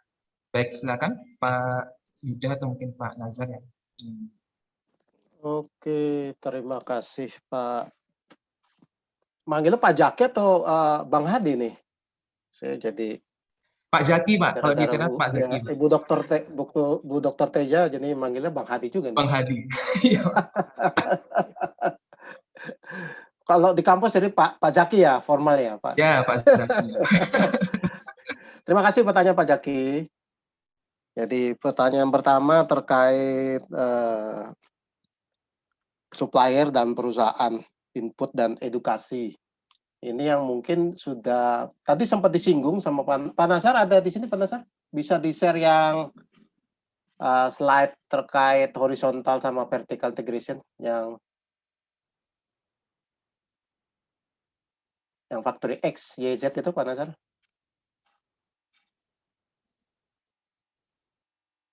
Nanti mungkin Pak Nazar bisa tambahkan terkait ini. Ini seperti persis yang seperti dijelaskan Pak Nazar di slide ini. Jadi kita membangun supply chain end-to-end, tentunya dari mulai hulu, termasuk supplier di dalamnya, ya. Supplier itu supplier optimization dan data driven.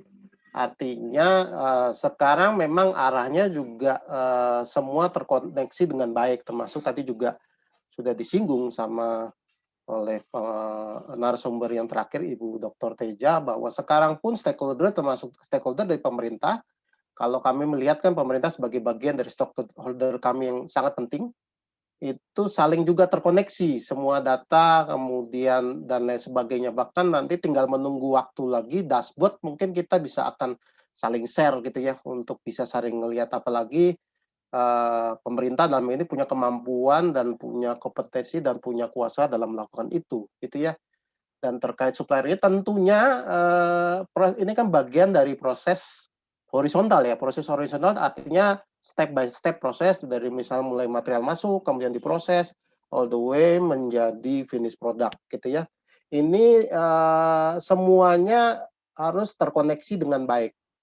Terkoneksi dengan baik, arti proses horizontal ini satu sama lain harus diintegrasikan, yang kami istilahnya horizontal integration. Horizontal integration, jadi dari proses hulu sampai hilir. Bersamaan dengan itu, bagaimana kemudian data kemudian diakuisisi atau dikolek atau diolah, atau dengan data mining, data warehousing, data ini kemudian dikumpulkan dan menjadi dashboard, menjadi sinyal-sinyal tertentu di level-level tertentu sampai level top management integration. Ya. Jadi ketika misalnya ada supplier yang mengirim barang, kita tahu barangnya itu apa, jenisnya, lotnya apa, berapa banyak, ya kan? Bahkan sampai berapa bag, sampai kita sebenarnya tahu nomor mobil kontainer yang akan datang. Ya, jadi ketika nanti di trace back, ketika ada misalnya terjadi sesuatu dan kita menginginkan trace back sampai material yang dipakai untuk produk tersebut, kita bisa lakukan melalui integrasi, dan kalau horizontal integration ini sudah dilakukan dengan baik. Ya. Jadi hulu ke hilirnya jadi nyambung kapanpun dan dengan cepat, apalagi dengan data yang digital itu sangat mudah gitu ya dilakukan. Dengan mengentry saja input misalnya kode produksinya atau jenis produknya sendiri, kita sudah tahu pakai material yang mana, operator yang memproduksi apa, bahkan kasarnya kita bisa tahu hari itu operator ini makannya apa di kantin. Kira-kira kayak gitu. Jadi tentunya ini menjadi satu bagian keunggulan ketika kita memiliki horizontal integration yang kuat, yang didukung dengan teknologi, dalam hal ini digitalisasi, terkait tadi 4.0 gitu ya.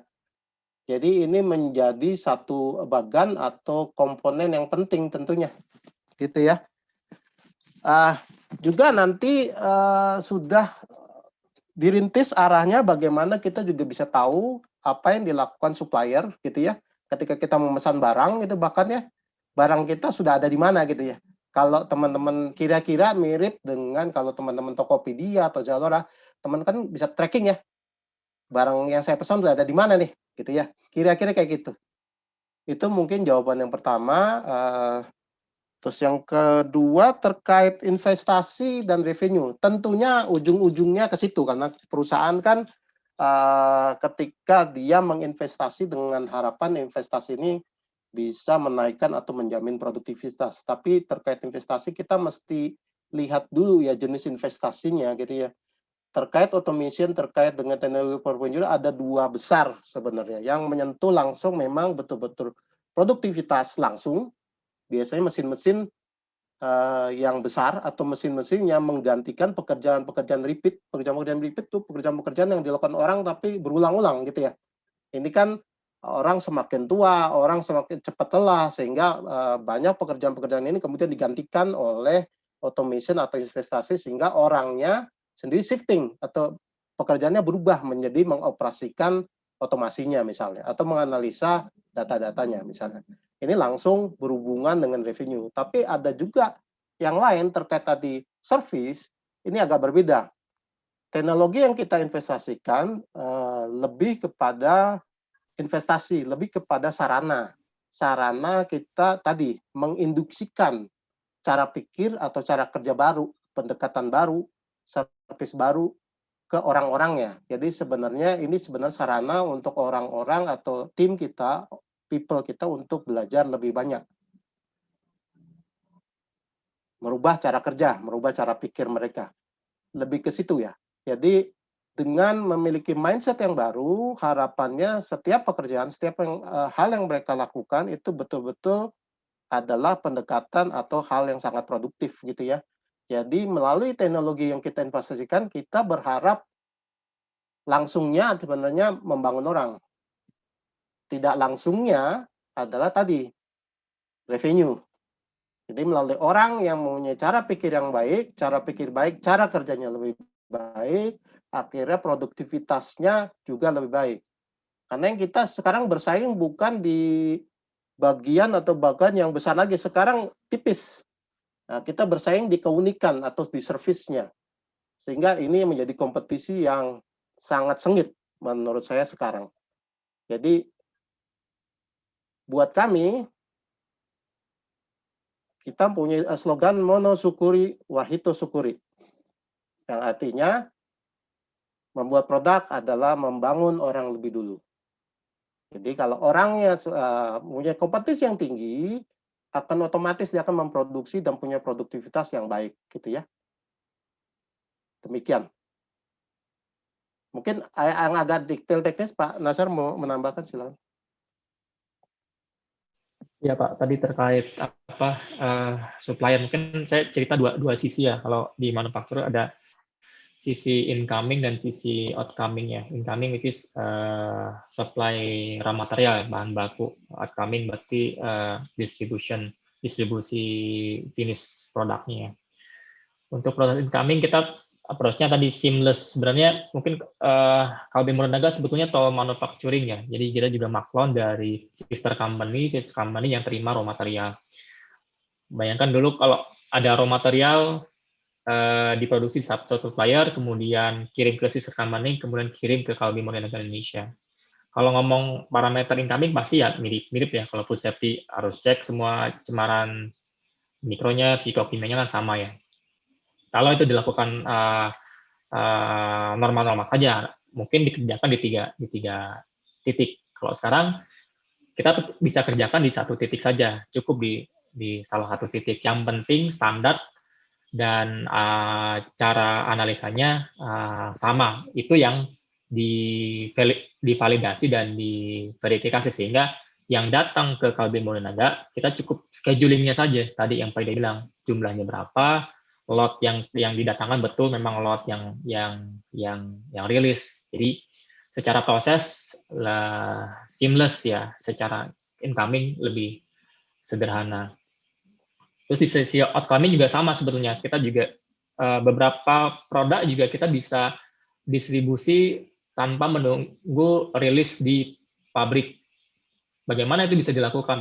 Biasanya yang lama itu kan cemaran mikro kan biasanya lebih lama, beberapa hari sampai dia rilis. Tapi kenapa kita berani kita kirim langsung ke distribution center kita, karena sejak kita prediksi lewat data yang kita punya historian, beberapa produk itu punya low risk, punya resiko lebih rendah ketika walaupun analisa mikronya masih dilakukan. Kemudian tadi yang pertanyaan terkait traceability ya. Tadi kita sebenarnya combining ya untuk traceability-nya di level di plan-nya untuk tadi yang physical flow-nya. Sebagian besar material yang datang ke Kalbe Morinaga itu sudah ada barcode ya, yang udah ada barcode-nya. Kemudian karena ada proses preparasi kan, kalau barcode kan biasa di bagian luarnya itu dikupas, sehingga yang tersisa itu hanya kemasan plastiknya aja. Nah, kemasan plastiknya kita attach dengan QR code, Beberapa material yang kritikal menggunakan semacam RFID paper ya, RFID paper untuk proses tracking. Itu semua di tracking masuk ke data warehousing kita masuk ke ERP kita. Kira-kira seperti itu untuk traceability-nya. Itu Pak Zaki. Oke, Pak Zaki, barangkali menjawab dari Budian sama siapa tadi Pak Zaki?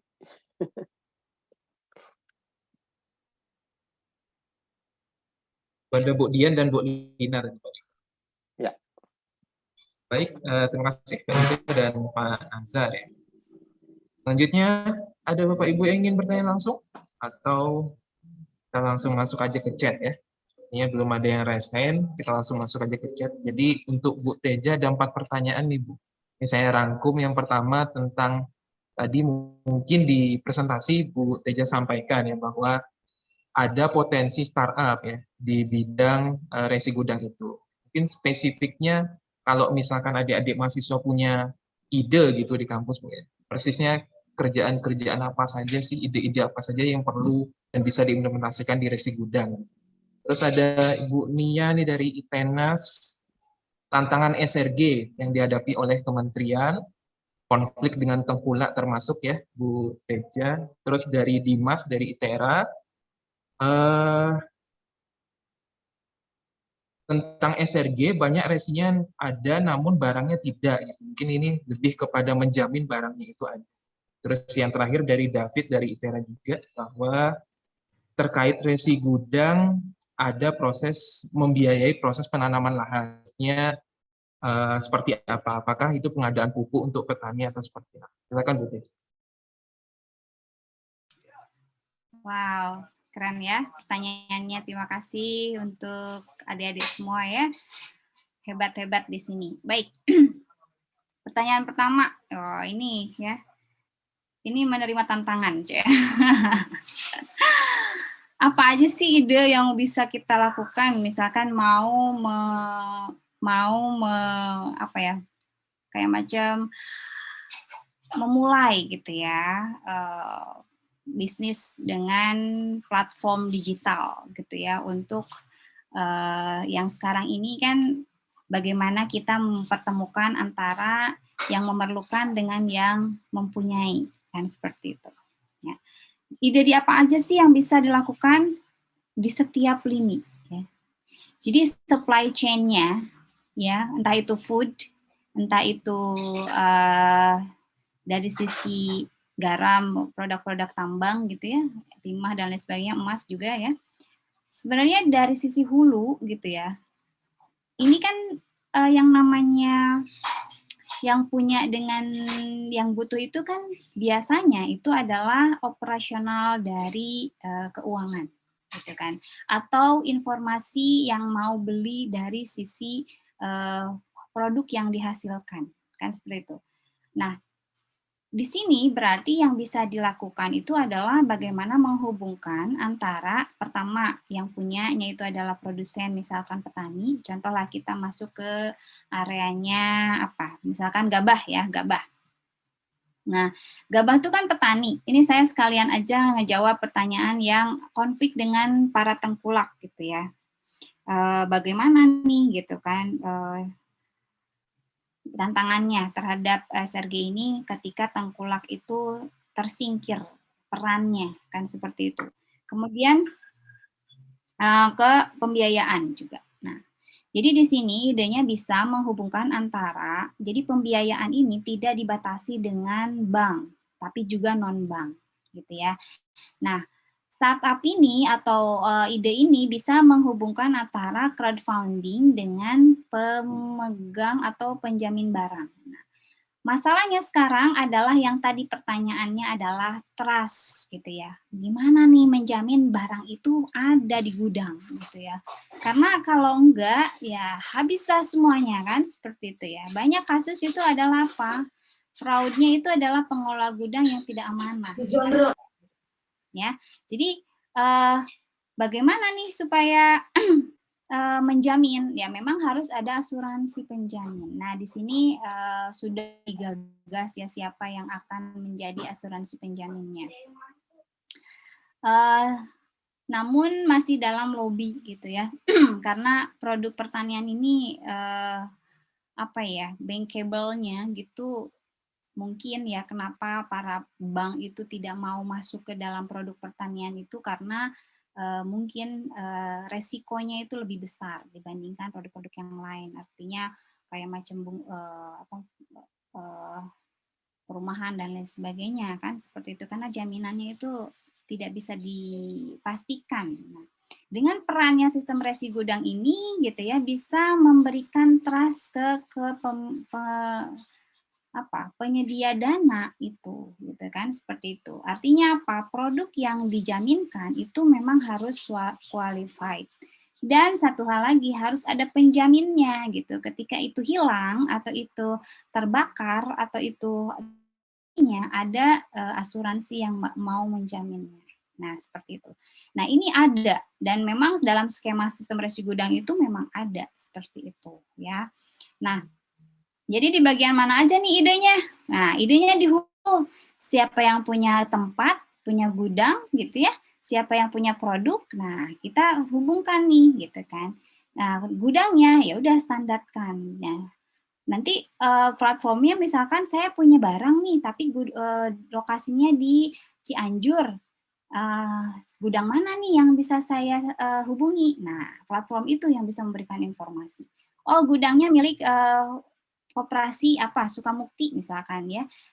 Silahkan menghubungi nomor telepon ini langsunglah gitu ya.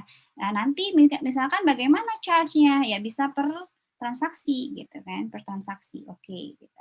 Ada lagi misalkan di bagian pertaniannya. Oh, ini petani ini tuh punya barang gitu ya di gudang.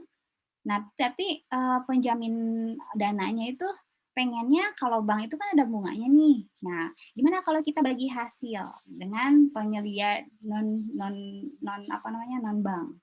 Nah, boleh kan seperti itu, nanti crowdfunding istilahnya seperti itu, nanti ada yang namanya scriptless. Jadi sudah tidak lagi dalam bentuk resi yang satu bundle itu 1.000 ton ya, enggak, nanti dipecah seperti itu. Nah, itu bisa digagaskan seperti itu. Tinggal ide-ide ini kan sebenarnya harus didukung ya.